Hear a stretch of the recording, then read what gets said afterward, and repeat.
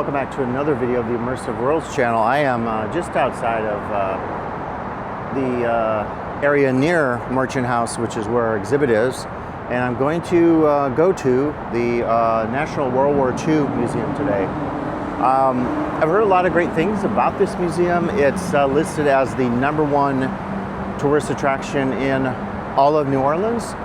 And I bought a ticket last night. It's actually super reasonable. It's like $36, 38 maybe with fees.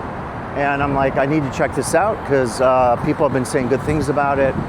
And they've been saying that it really is something to see. I read and talked to folks who said, and you can see kind of the architecture here. I'm just going to give you a little expression of it because it's multiple buildings. I think it's 9 different buildings. I also want to say that maybe this area here is future space of it. So they have a huge footprint. It reminds you really in scale of, you know, one of the Smithsonian museums, certainly just in terms of how much space it takes up in the city on this particular block. And we're just along Magazine Street. And it's kind of cool here. I was walking this morning. At first I thought maybe this was like, in fact, I'm just gonna, no, I guess I'll stay on this side. I was gonna cross over, but I thought maybe these were created to make it look like a vintage 1940s town or something. In fact, no, I think they purchased these historic homes and maybe left them as they are as part of the museum. I don't know if those are offices. I know here you have a smaller exhibit. I love this feature up top for sure. It's absolutely just very stunning. You can see it quite a ways if you're on Magazine Street, either that way, which is the Merchant House near the interstate, or if you go that way, which is where the AAA meetings are, up towards Canal Street in the French Quarter. But there's a restaurant and bar. I think there's 2 of those. There is also a vintage diner. I'm going to try to take you through some of that today because there's just so much to see here. And most people have said it'll take you like 4 hours to see everything. They have at least 2 kind of show-based attractions. I decided not to do either of those. There's one that actually won a TIO award, so that's one of the big honors you can get from the Themed Entertainment Association.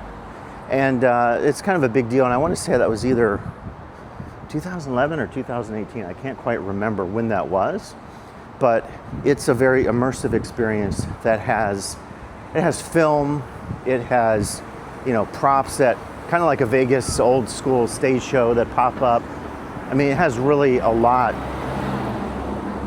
to offer. But it was 48 minutes, and I think there's even like steam effects, and there's snowflakes that fall down at night and so forth, and or at the end, not at night, but at the end of the show. But I thought, oh, it's 48 minutes, so I probably shouldn't do that one, just in the interest of time. When I was here, I went with George to the 2 gift shops. The Higgins, by the way, if I get a chance to show you that, but the Higgins is the only hotel in the US that's owned by a museum. So this is like the official hotel, and it's literally owned by the museum, and probably has a nonprofit status. The Soda Shop is the other restaurant I was telling you about. It's a very vintage 40s diner kind of look. I got to see that going into the gift shop. So I'm gonna look for the museum entrance here.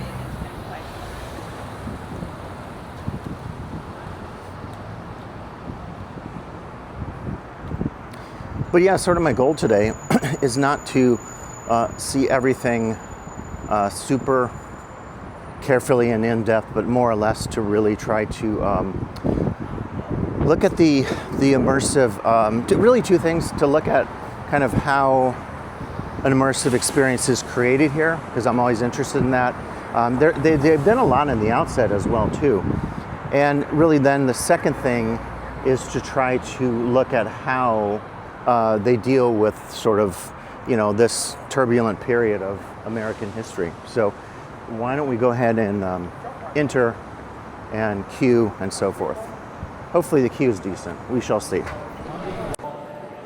Wow, it's super impressive just coming in, even in the entry hall. I mean, look at everything they've done here. It's a super impressive super impressive displays. Got a kids thing going on here.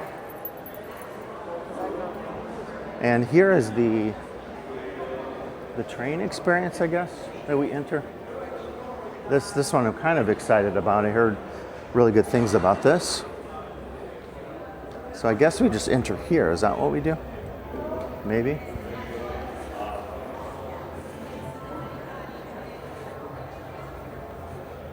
Here's the info about it.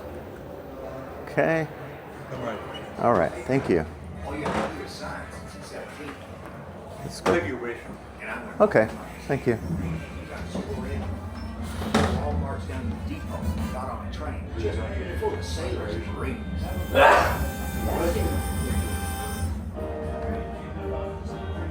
I was going through Life magazine where I saw the Navy waves and how you could enlist and help America.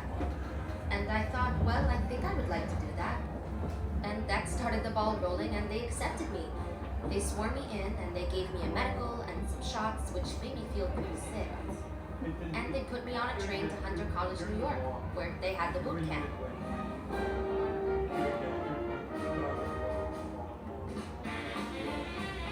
By joining, you could choose your branch of service. While I was ready to go abroad to do my part, I wanted to go someplace where I had a lot of odds in my favor, because I didn't want to be one of those left behind. So I walked in there at 9 o'clock, and by 5 o'clock that evening, they swore me in as the latest member of the Coast Guard. They instructed me to be at the railroad station that same night and be bound for St. Augustine, Florida, and commence 6 weeks of boot camp training. And you can feel the vibrations. I was out there working, and the foreman said, "How come you didn't go to school?" And I said, "Well, I figured it didn't take a whole lot." The National World War II Museum. Thank you. My pleasure. Come right in. And you come in, you can go all the way forward. Yep. So again, they have the video screens here, and then on the seats, really nicely designed. You know, it looks like a train car. You get the lights here, and little vibration effects on the floor. If probably couldn't tell, but so yeah, we've got kind of the entry hall here, and I guess you go through kind of in order here. This has the different exhibits, so we're just going to kind of take it all in and look. Again, we're not trying to see everything today in depth, just given everything I have going on, but I have to say that it's super impressive, the entry hall, you know, just very expansive and big. It reminds me of going to Cape Canaveral a little bit when you see the shuttle and so forth. It has that similar kind of scale to it, for sure. So I guess here we have to decide where to go. Let's see. I guess we can do D-Day. Does it matter which order you do things in? It doesn't matter. Okay. But if you wanted to kind of start chronologically, you could start here with the home front. I think I'll do and that. then, Okay. That's on the second of this floor. And Okay. the third floor is D-Day. Great. Thank you so Then much. gotta do 6 more buildings over there. Oh, wow. Okay, 6. Okay. Dog tag kiosk and have a real life story sign. Here we go. So we can take a dog tag. Check in. Oh, you check in throughout the galleries. So I think what we're going to do, we're going to touch it here.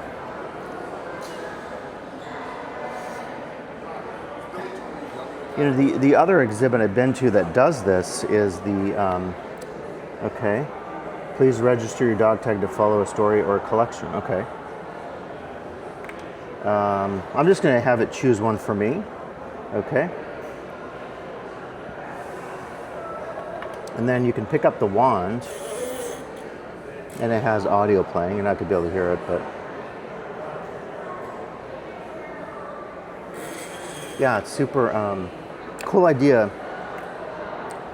to start the exhibit with this. They've even done some theming here. Look, so I mean, it's little touches. You know, I tend to say that stuff like this you don't think about, but it adds just a little bit of thematic flair to any themed or immersive space. But the other place that does this is the National Holocaust Museum in Washington, D.C., where you also kind of follow the story of someone, obviously through tragic events. So for some of this, I'm going to obviously be quiet since it's, stuff that you need to listen to carefully. Right down there is the soda shop and the gift shop. We'll look at some of that later. It's really cool. So let's take a look here at the Arsenal of Democracy.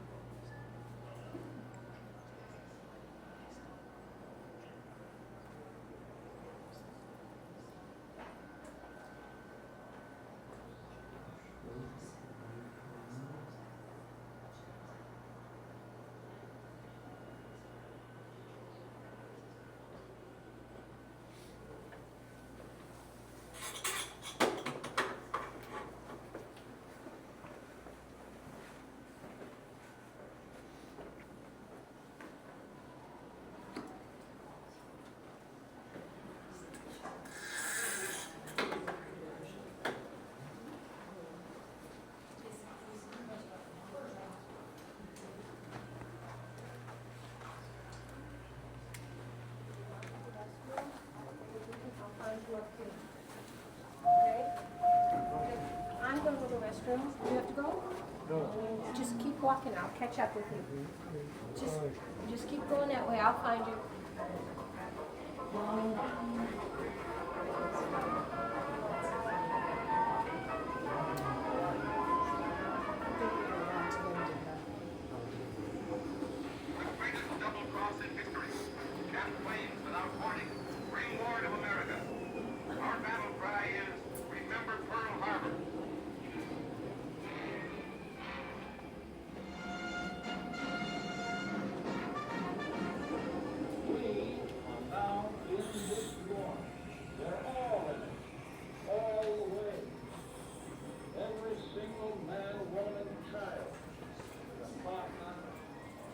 Tremendous undertaking of our American history. And the arguments are free, free like the land.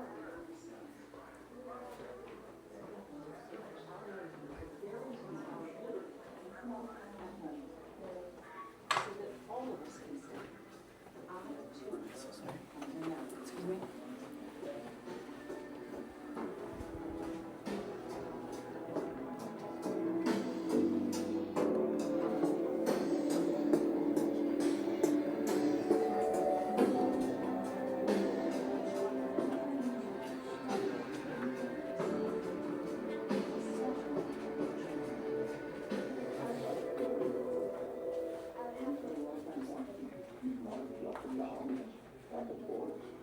It wasn't quite normal, but we made do. Baseball fields and volleyball fields and all kinds of things. From nothing, they built all these beautiful gardens, between the barracks. In a very short time, the whole community developed into a society that was livable and tolerable. They did with what they had. This kind of amazes me. My dad always wanted us to stay positive and said no matter how we get treated, that we will in the long run prove our allegiance to the United States of America. In 1943, the internees were asked to enlist in the armed forces. Many did. Someone said we have to pay something.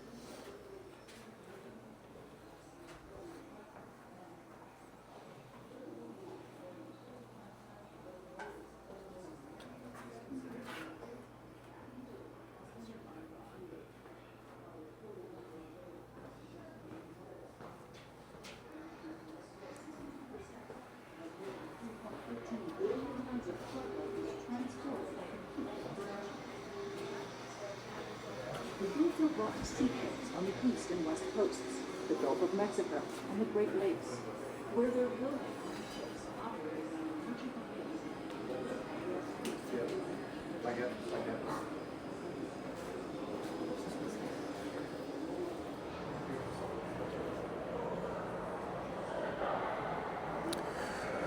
Wow, really powerful stuff.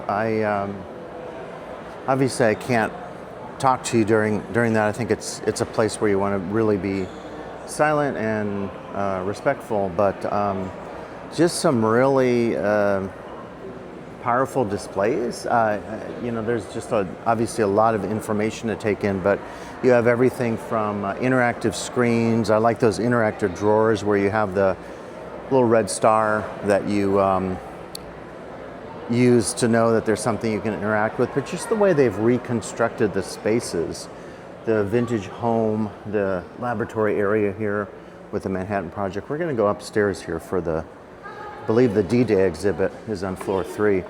But there's just so much detail that is taken into account in terms of creating the spaces. And, video screens you saw kind of early on when they talk about the rise of fascism and so forth, that there is a really cool sort of overlay of, hi.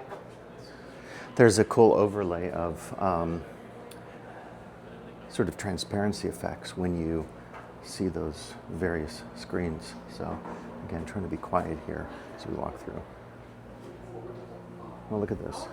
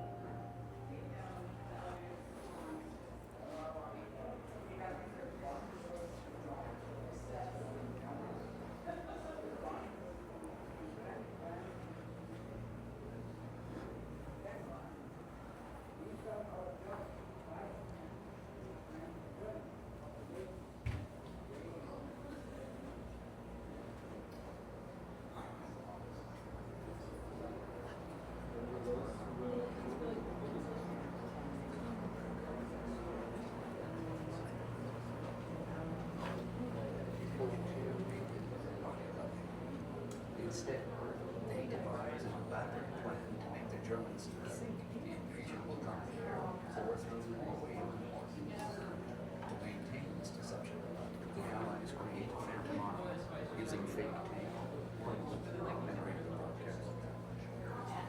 My favorite one.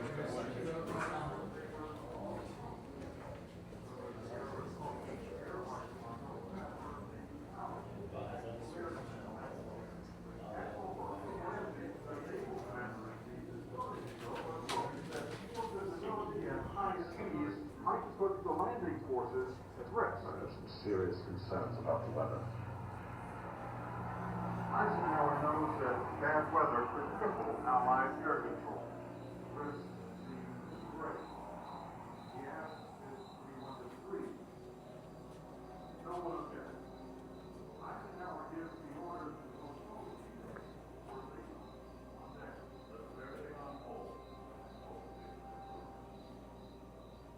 As the delay goes out to prove Eisenhower believes that Rashi gives the situation to fun.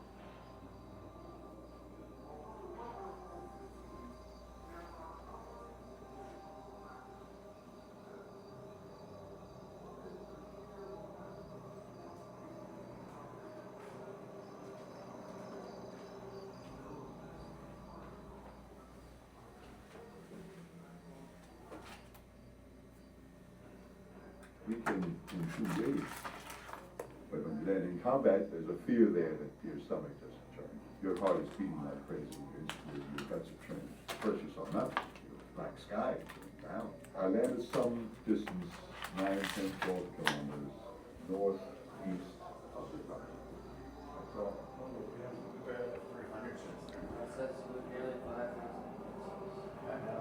I know, but like currently.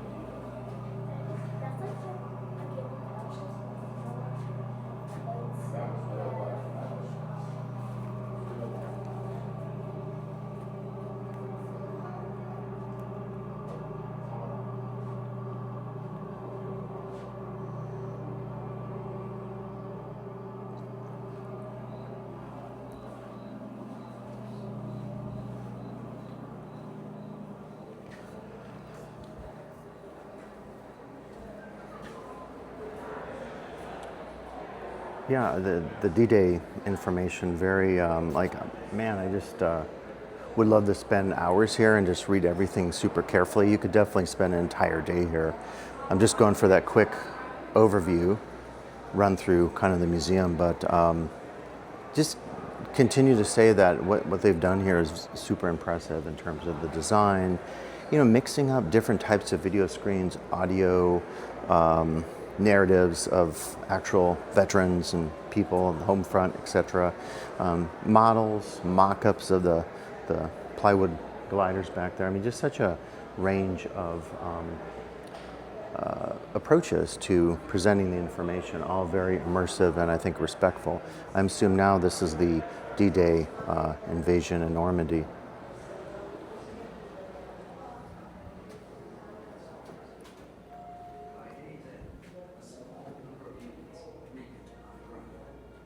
But many of the objectives are not reached. 07:25 hours. The British 3rd Division lands at Sword Beach. Its main objective, take Cannes.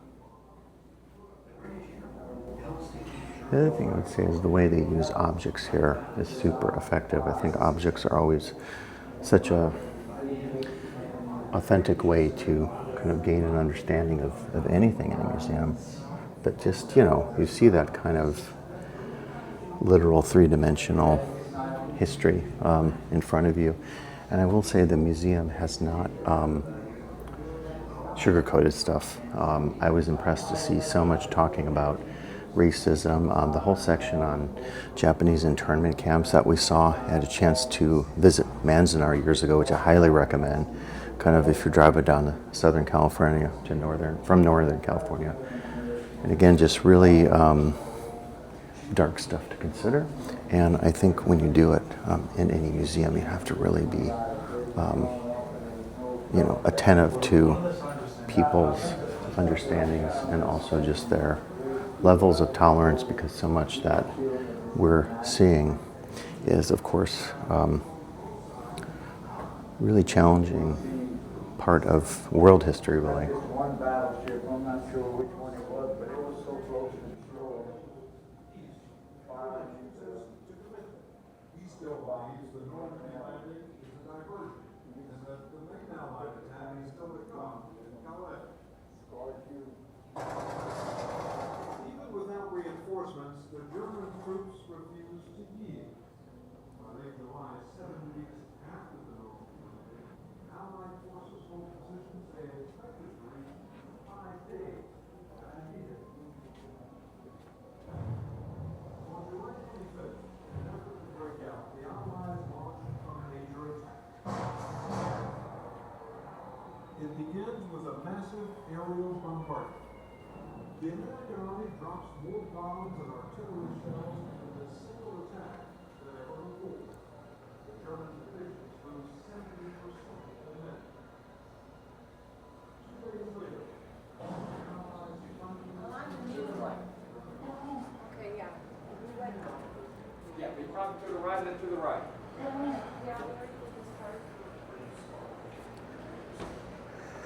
Whew, super powerful.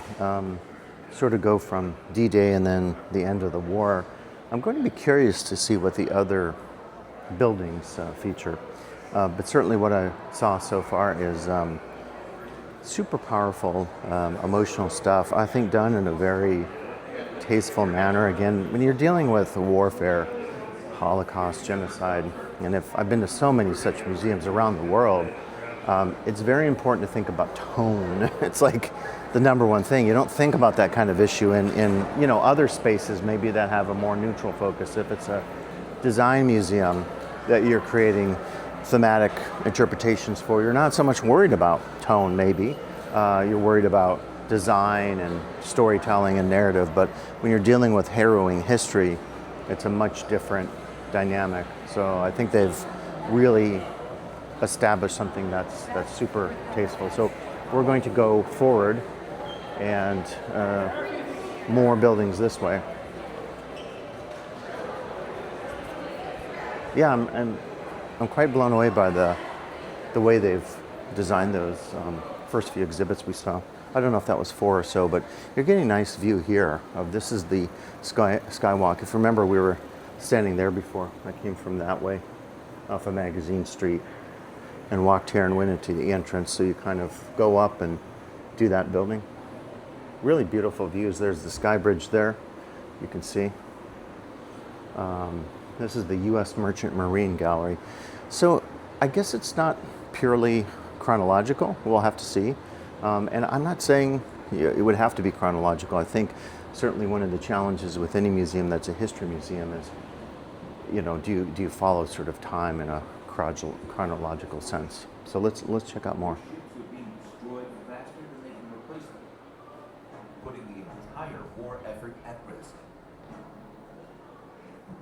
fighting in early 1943.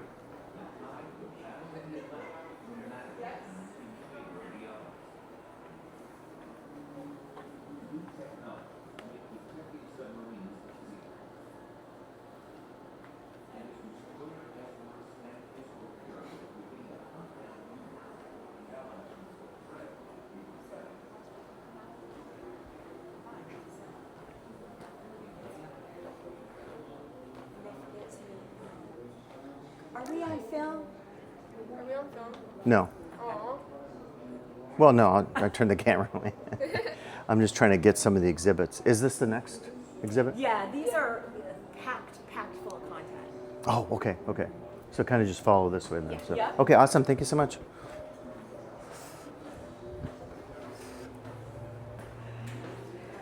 Look at the plaza here. It's really stunning.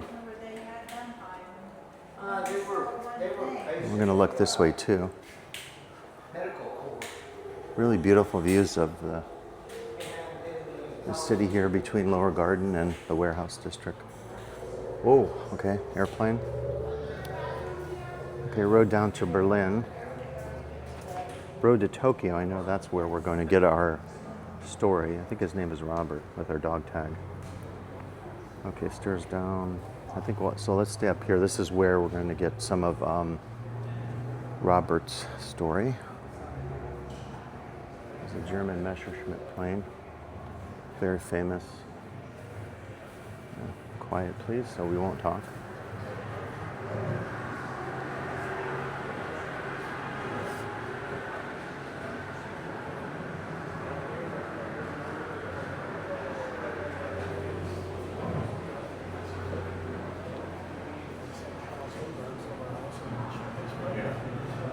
Sorry.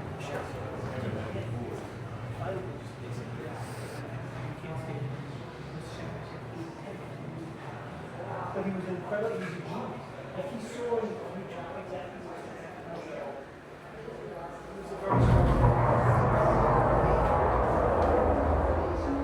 In the aftermath of Pearl Harbor, President Roosevelt and Prime Minister Churchill map out a war strategy. They believe Hitler's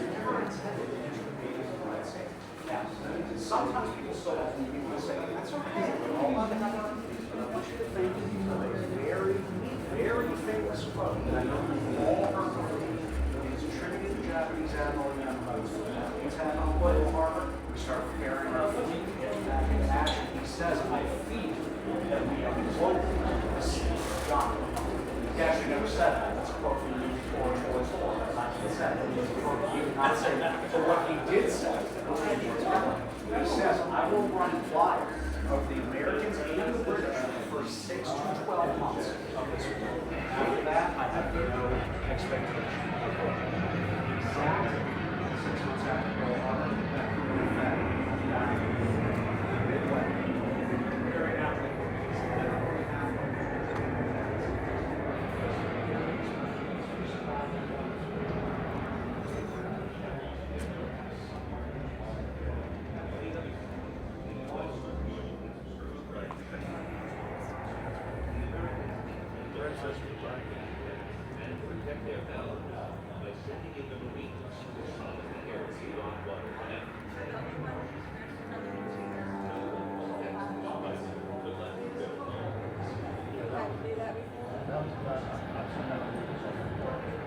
The Battle of Midway actually shows some. The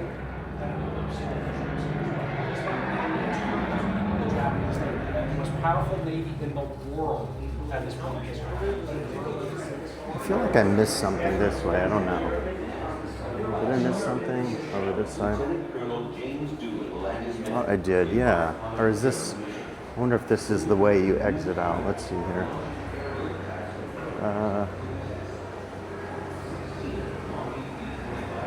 Okay, this is maybe it exits out that way. So let's try that. 500 miles to bomb Japan. Then pray that enough fuel remains to reach China.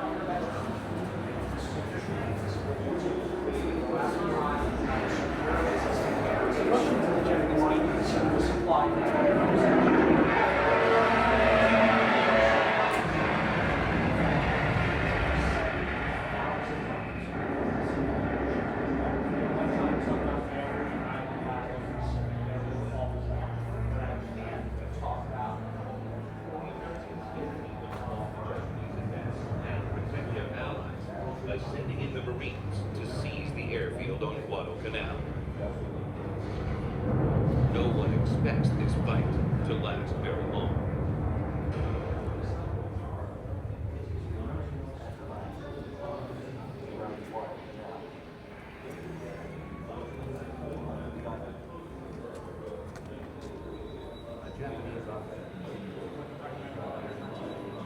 We were so young and so stupid. We had to put ourselves on the walls. Sorry, I'm gonna walk between you.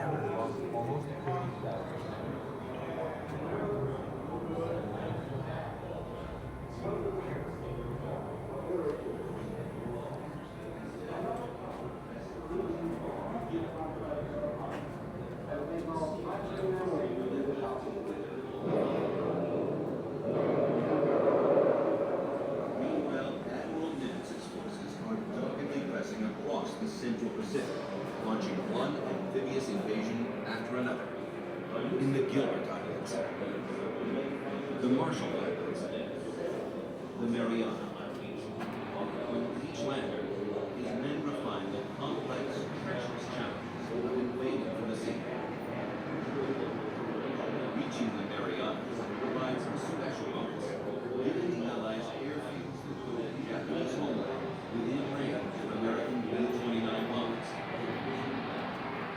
The Allies' two-pronged strategy yields another benefit. It keeps the Japanese off balance.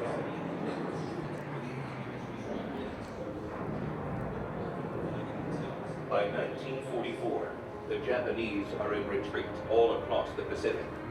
Yet in southern and eastern Asia, they piece together two final offensives.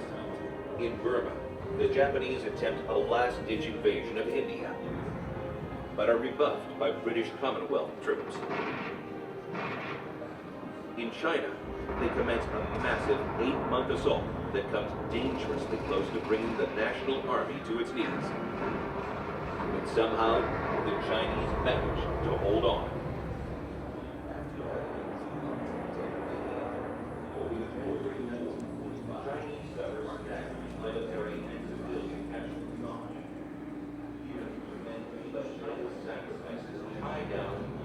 Japanese soldiers, enabling the Americans to accelerate their drive to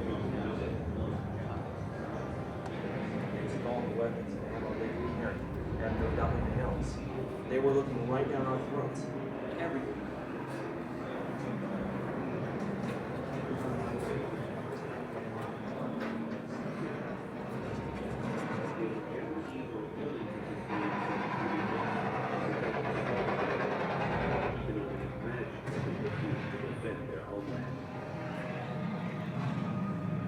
President Truman tells his advisor that he wants to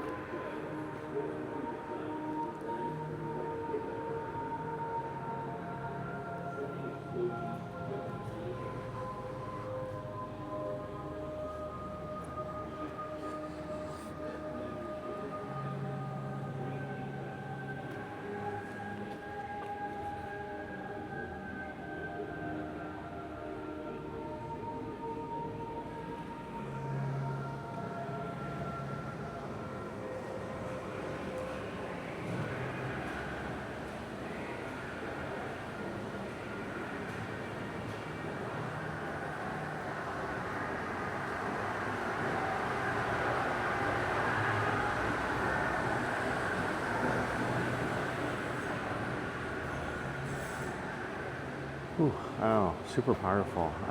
I think we're going to go down to the road to Berlin. You know, they don't have like any warnings necessarily as you're. Oh, this is kind of daunting here. Look at this. This is your escalator down, and you're sort of. Wow, yeah, you're sort of part of the crowd.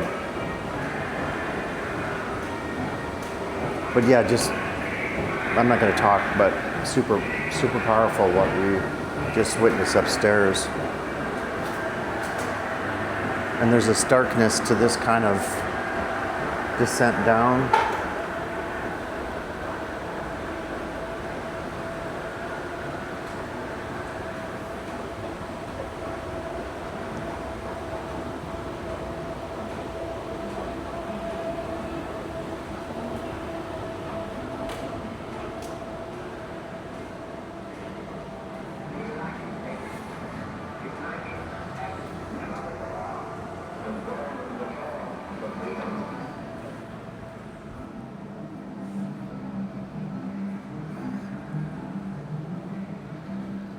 The U.S. promptly remakes itself into a nation at war, with factories working around the clock to manufacture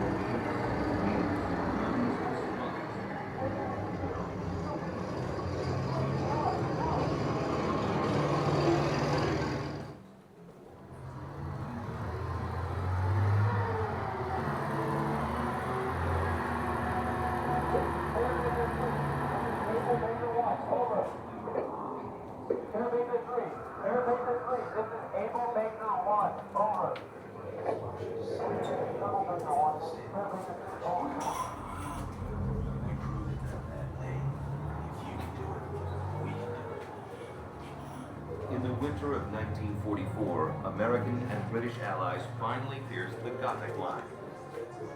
But still, the fighting drags on.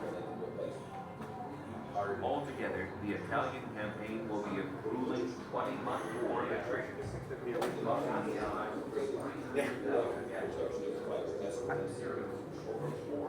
At this point, fighter planes are incapable of flying long-range missions in Germany.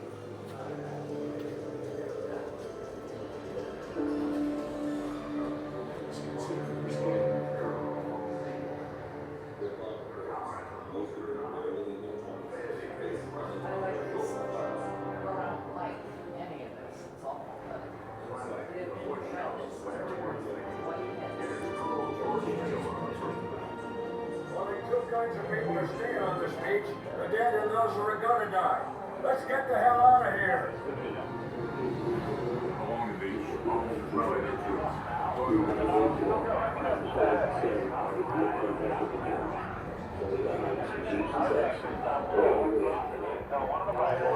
It's almost like at times there's like too much information.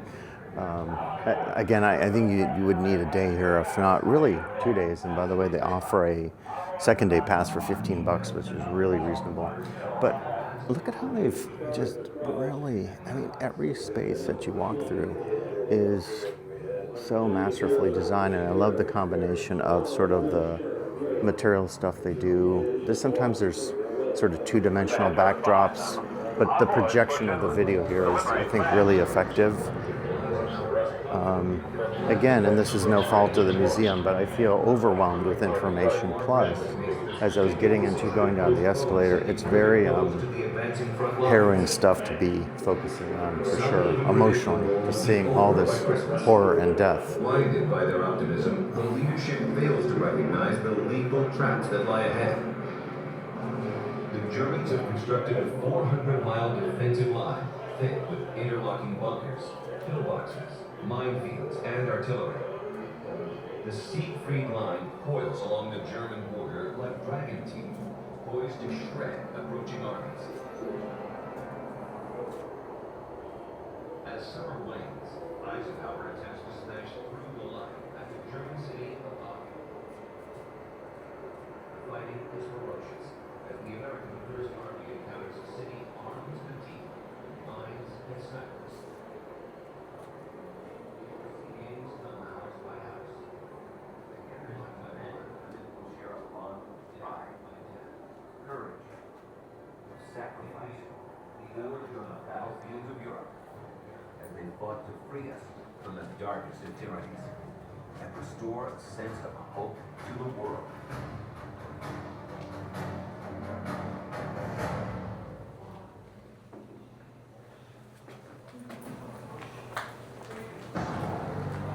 (1945) Winter is finally passing. The Soviets are on the march for the east, while America... They've really done a great job focusing here on the kind of the flow of stuff. Let's see, Liberation Pavilion, Europe and Pacific Theater. I think we go this way, yeah. This is the way. I don't recognize any of this. These are the, looks like a display of dog tags. Wow, very powerful. Yeah.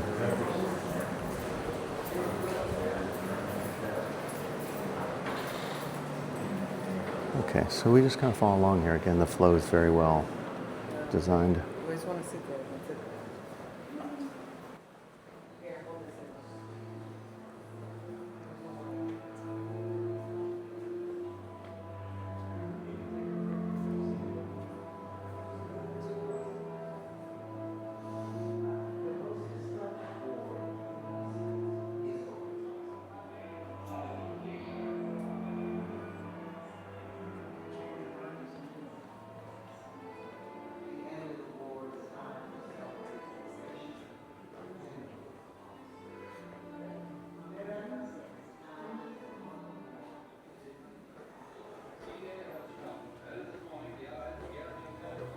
Has begun.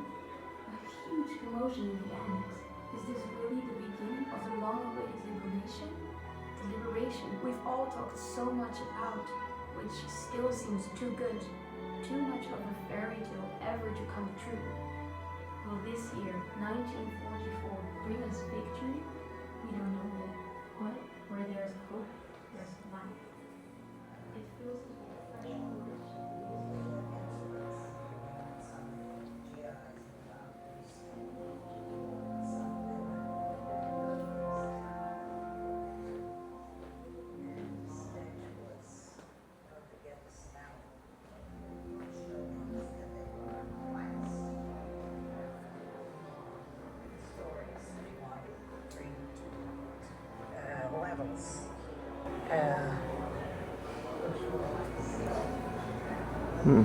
There are definitely times where I feel like putting some of this on my video is challenging. I don't know. I'm not trying to be disrespectful. Here's an interfaith chapel.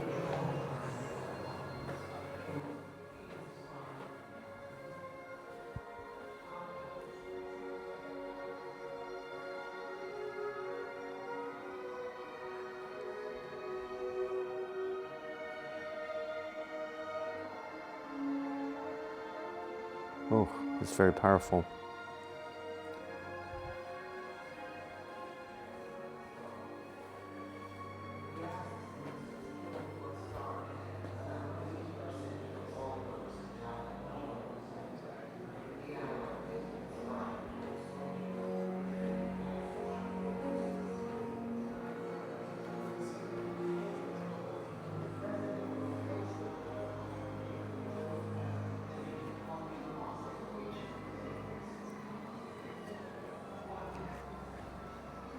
Not sure what this is.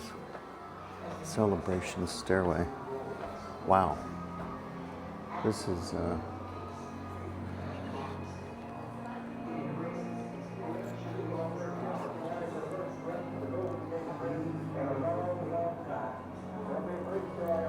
pretty cool. It's like the confetti after the war ended. Got some wall speakers here. Freedom of worship. Freedom from want. Freedom from fear.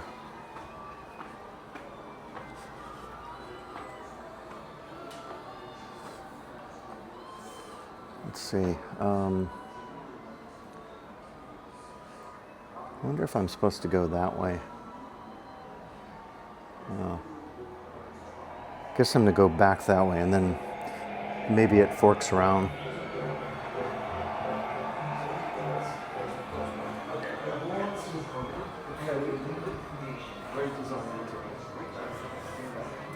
So the first time I visited this Stealing that design also. First time I did this was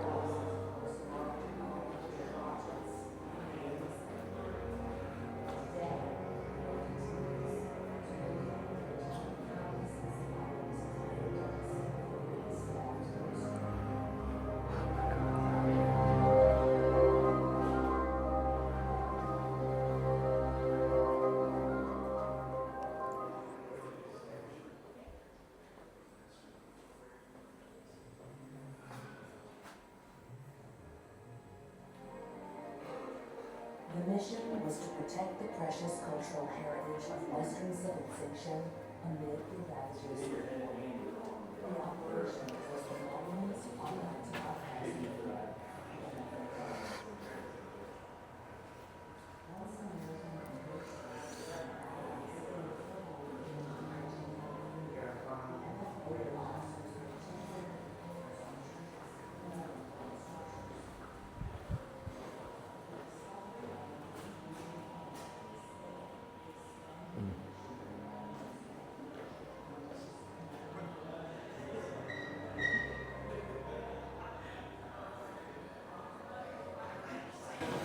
Wow, all the pillaged art. Kind of go through the catacombs where those were stored when they were pillaged by the Nazis.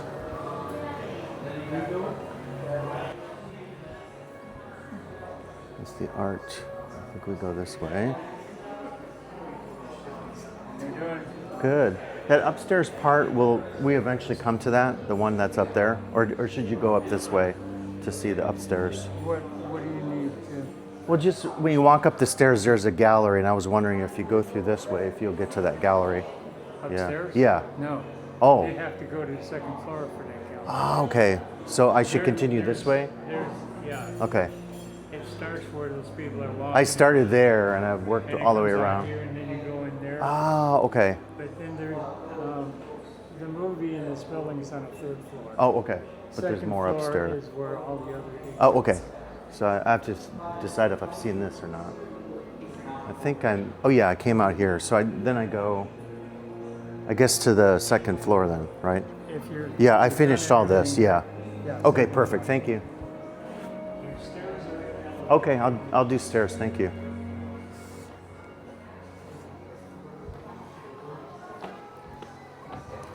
Okay, I got a little lost there. You know, there's so much to see here. It feels like one of the biggest, I mean, at least history museums that I've been to ever.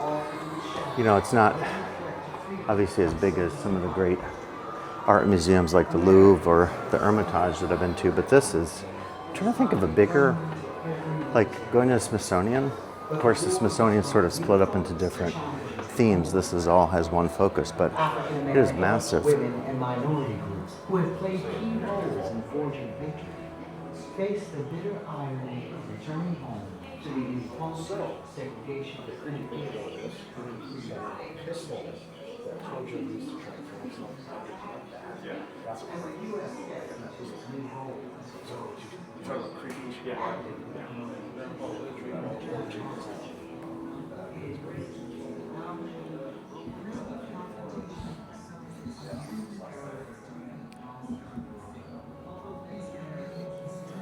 as U.S. and British forces conduct quarter-to-quarter fights over Soviet occupied Germany. Oh, this is interesting. It's the post-war stuff.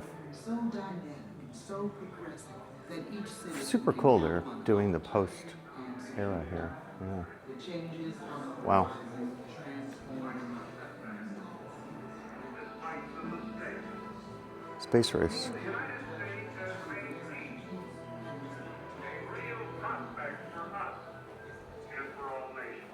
President Gerald Ford advances talks with the Soviet Union to limit the production of nuclear weapons, a strategy begun by President Nixon.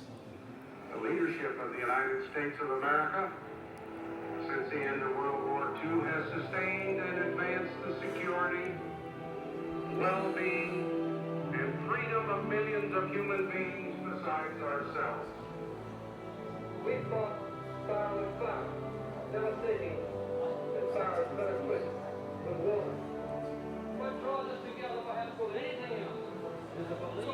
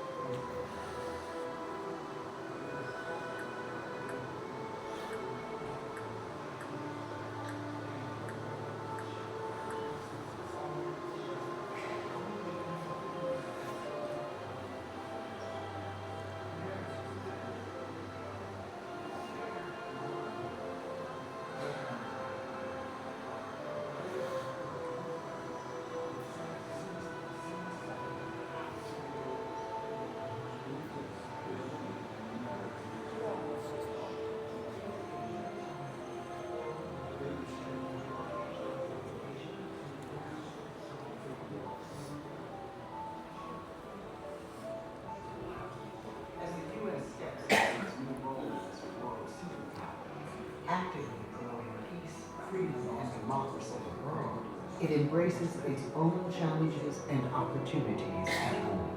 A new era for freedom dawns worldwide.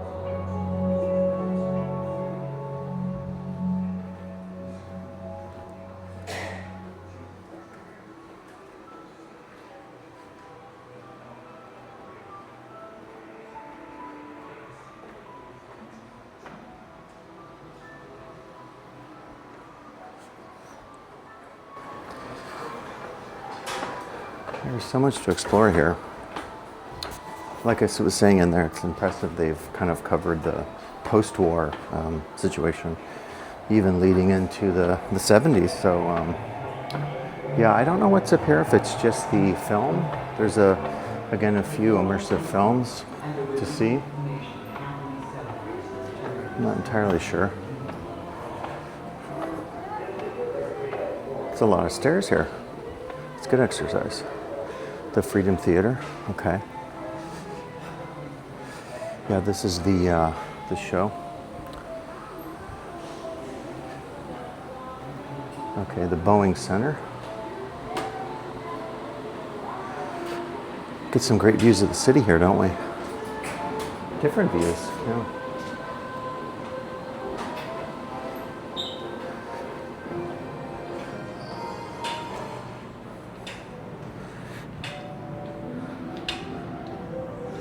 Another gallery down here.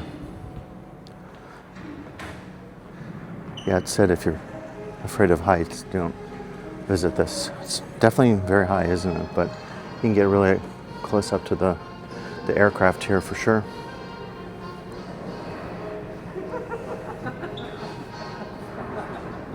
Really remarkable architecture.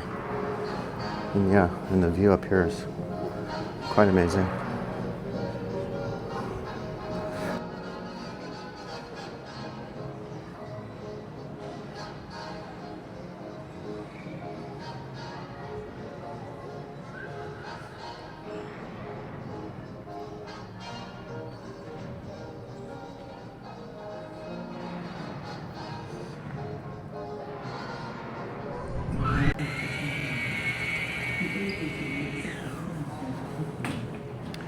Okay, so we're in the, so this is the Boeing Pavilion. Okay, I'm a little turned around.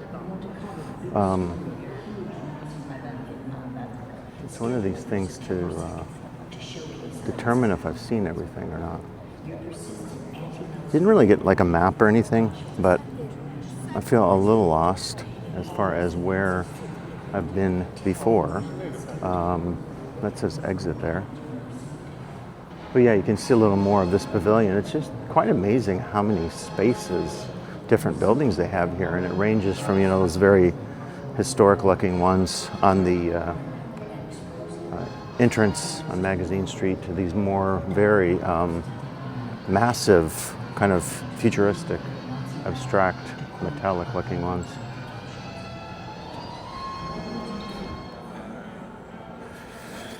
This was an experience. I'm just trying to make my way. We're going to check out some of the gift shops now. That was a sort of thing where they asked you to vote, like if you were in the rally in Nuremberg, would you stay there or would you leave? And I didn't do the experience, but I'm sure.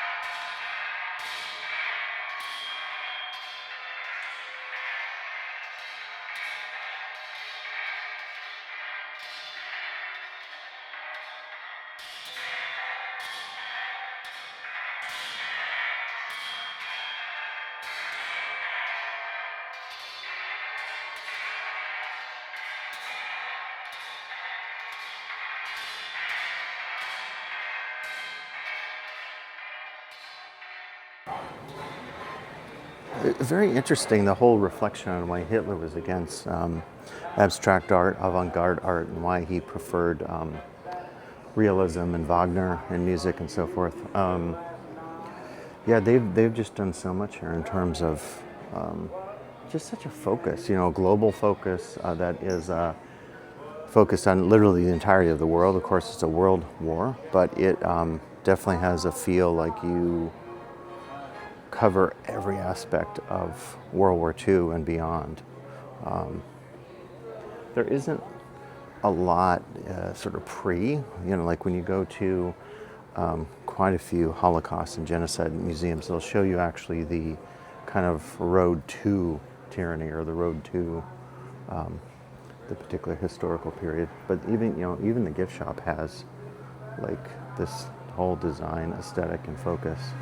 Haven't been in this gift shop yet. There's 2 others I've been to. I think they have 4. It's quite massive just in terms of everything here, these bomber jackets, and you see just about everything kind of war themed. It's always an interesting thing when you think about, like, I don't know, you have World War II, the history, and then you have toy soldiers. So I don't know, yeah, it's just interesting to think about, like the the playful aspects of war. So I have to ruminate on that a little bit. The Lego stuff.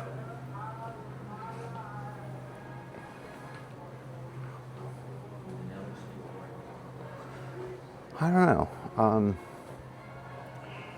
I guess if kids play with war toys, you know, I remember doing it as a kid. I was fascinated with World War II. And certainly my late father would have really enjoyed this museum because it has such a overview, a grand overview of everything related to the war.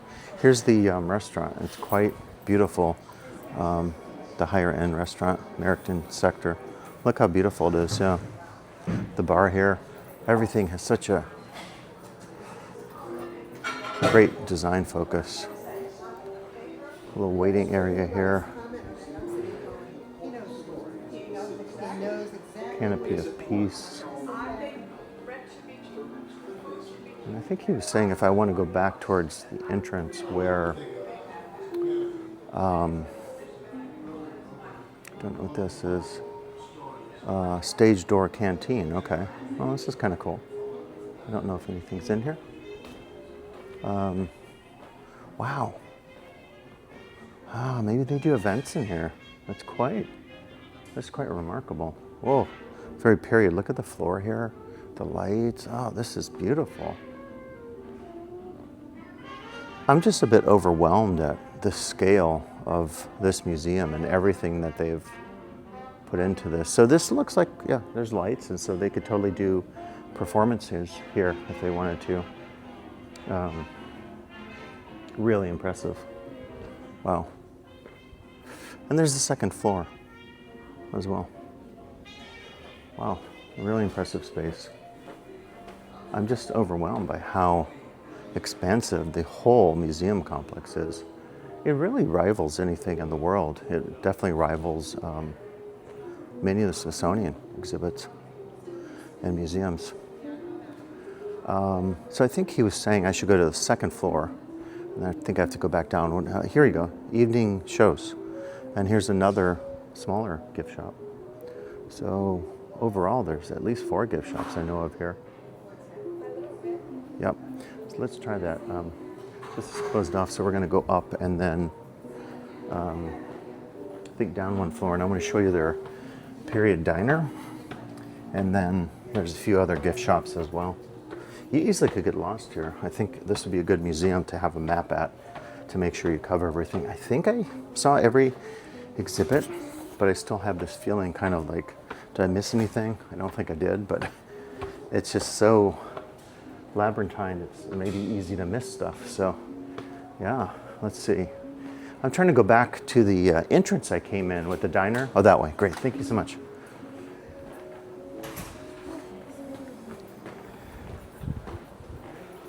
Okay, back this way. Yep, and then I'm just gonna take the stairs down across the, you kind of get a sense then we crossed the street, didn't we? Yep. Yeah. More displays outside. The Allies' hard-won victories in Europe and the Pacific, inspiring General Douglas MacArthur.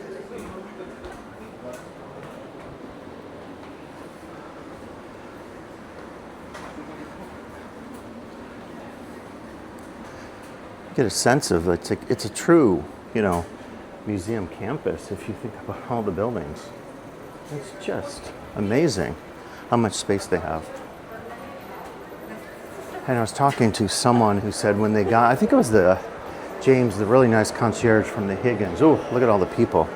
You definitely get a sense of how crowded it is. I'm here on a Saturday, but he was saying that once this museum received that congressional designation, then the popularity went up and certainly helped the numbers of people, boost the numbers of people coming. I think we're going to head down the stairs. It's definitely getting crowded this time of day. But I think it's super cool. People are queuing for the, I guess that's the tickets and then the trains. Never really scanned my ticket when I came in, but that's the line to scan it. So we'll head down. I'm going to show you the other bookstores and the diner, the period diner, which is super cool. I think it's great though. This is in New Orleans. I mean, New Orleans. If you've seen any of the documentaries on Katrina, right, needs the tourism and needs the. They also have meeting rooms here, observation deck. We certainly didn't see everything, but New Orleans definitely needs the tourism. I think we're just going to head back this way. Kind of just walk around freely. That was a really cool like opening, and it doesn't move. It's not like fully immersive, but it does enough, I think, to kind of convey this idea of the journey and the time travel back to explore World War II. They do a lot here with, they have a storytelling thing. You see more of the displays here, and a lot of areas of the museum you can always interact with. I didn't do a lot of this, but with the dog tag experience, it's another way that you can really kind of get some of the oral history, so much that they've done with preserving stories through audio, video. There's like a whole artifact collection thing that I didn't do. That's also super cool. And we're going to check out the stores here. Here's the check-in desk. Check out some of the stores. I want to show you the cool period diner as well. But yeah, I mean, it's just overall such an impressive endeavor. This is the store I was in the other day with George in here, and he's a big fan of gift shops, and he purchased some items. He actually bought me one of the World War II clickers that you can get. They have them right here. The guy that was in here working the desk the other day had to tell someone to not keep doing the clicker because it was so annoying. So he said the limit is they can click it once. Here's the postcard display. I'm trying to see what this is. Oh, the submarine experience. Okay. Did not do that. So again, there's at least 2-3 kind of immersive experiences you can do. So as I said, you could easily spend a day or 2 days here. These are kind of the vintage.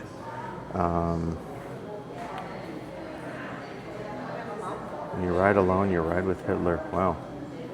Vintage postcards. Ooh.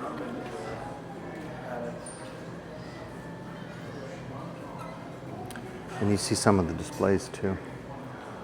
Those are very impressive. I'm just looking all over this. This was the Battle of the Bulge one. I felt like that was really immersive when you go through that and there's the snow and they use the video effects. This was maybe the Guadalcanal. It has it on the bottom. Oh, Desert War. That was with Rommel and the Road to Berlin. So each of the sections, one of the things I think that's like super effective about it is they really put you into the space. You feel like you're there in those battlefield spaces. And as I said before, here's the period diner. I think this is kind of cool.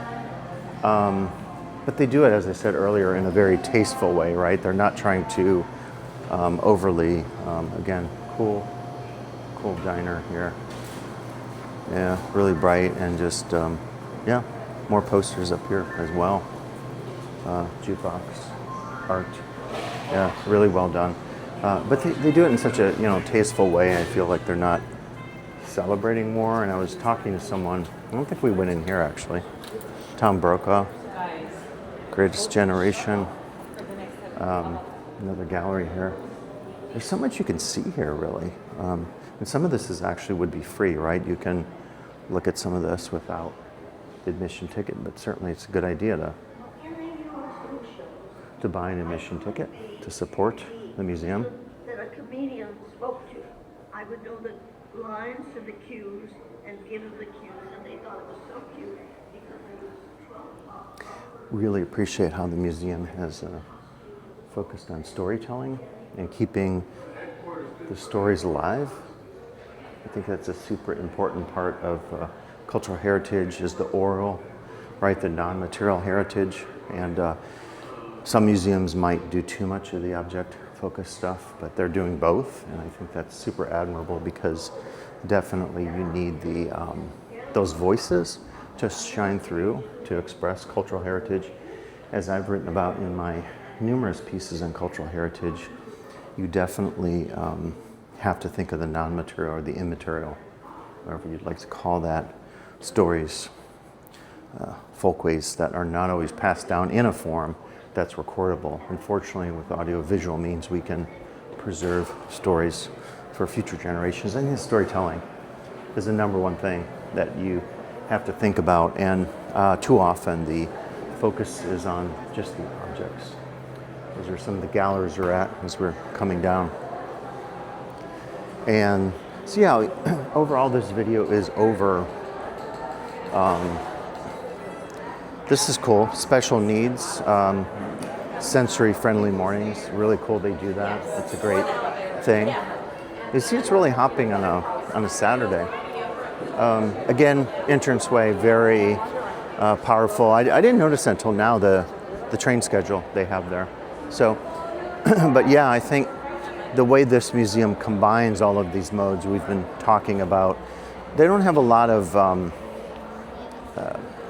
sort of non-visual, non-auditory, sensorial approaches. Not that you have to. I've certainly been to museums like the Imperial War Museum, where they have a thing about the Blitzkrieg in London, and you get like a smell effect. That's part of that. You know, the smell of burning and so forth during the V1 rocket attacks in London. So, but I think what they've done is super tasteful, important, very memorable, very harrowing. I feel like one thing that's hard in museums like this is just as a visitor, taking everything in and trying to make sense of it. I don't know. I mean, that's kind of a piece of it. I know right now they have a big World War II history conference, and I'm sure there are many talks about just World War II as an entity, as a thing, as something to be understood. But definitely there isn't necessarily a lot of focus on that aspect. It's very emotional to visit, but I'm always, at the end of a museum experience, particularly ones that deal with very harrowing topics, I'm always thinking to myself, just as a visitor, how do you take it all in? How do you make sense of it? And of course, there's a senselessness to all warfare.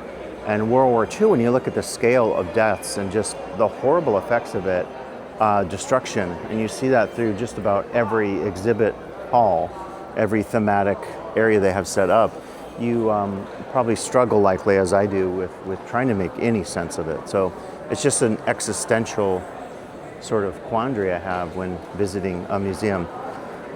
Yeah, so we will call it quits again. This video is just over, I don't know, hour, 15 minutes. I'll have to edit and see how long it is, but you can definitely, this was a spin through. Doing this in an hour is not advised, but I just wanted to go through and show you everything, and you kind of see what you're getting into with the immersive exhibits, the kind of narratives, the use of signage, all that kind of stuff, whether you want to look at this from a design standpoint, a narrative standpoint, or just as a visitor and you want to take this in and you're thinking about visiting, I definitely recommend it. It's one of the top museums I've been to anywhere, probably the top history museum. I've been to the Imperial War Museum in London, and great, very different, more focused on the overall effects of warfare and people. I'm just looking at, is that FDR across the street? I'm kind of looking at those people just sitting there, hanging out, and you just kind of see again, the museum campus, more of it, the landing boat. Yeah, powerful experience. One of the best museums I've been to. Definitely recommend it if you're visiting New Orleans. I can see why this is the #1 tourist attraction. It is packed on a Saturday, and I think people are excited to be here and to take everything in. So, as usual, thanks for listening to my videos in my Immersive Worlds channel video series, and I hope if you're in New Orleans, you get a chance to come to this museum. It's definitely worth a visit. Thanks, and I'll talk to you in the next video.